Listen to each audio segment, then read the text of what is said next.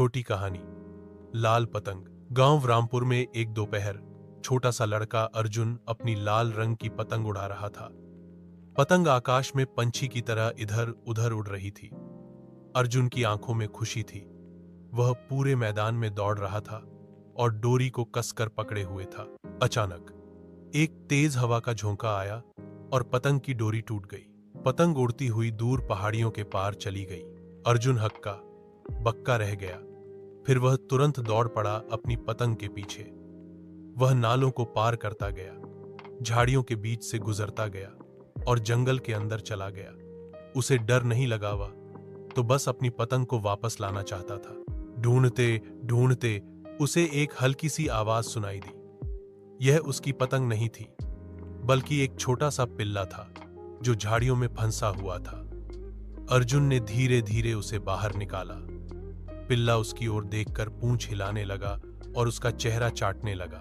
उसी समय एक हवा चली और अर्जुन ने देखा कि उसकी लाल पतंग पास के एक पेड़ में अटकी हुई है। वह मुस्कुराया। उसे न केवल उसकी पतंग मिल गई, बल्कि एक नया दोस्त भी मिल गया।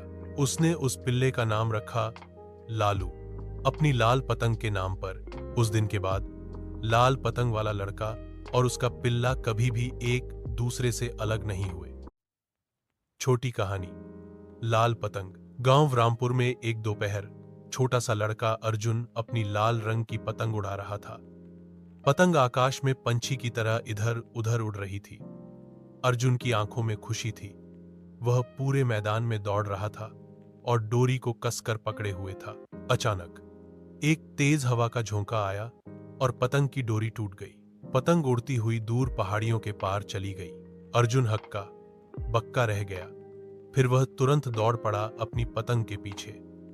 वह नालों को पार करता गया, झाड़ियों के बीच से गुजरता गया और जंगल के अंदर चला गया। उसे डर नहीं लगा, वह तो बस अपनी पतंग को वापस लाना चाहता था। ढूंढते ढूंढते उसे एक हल्की सी आवाज सुनाई दी। यह उसकी पतंग नहीं थी, बल्कि एक छोटा सा पिल्ला था जो झाड़ियों में फंसा हुआ था।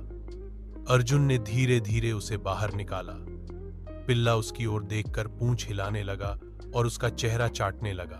उसी समय एक हवा चली और अर्जुन ने देखा कि उसकी लाल पतंग पास के एक पेड़ में अटकी हुई है।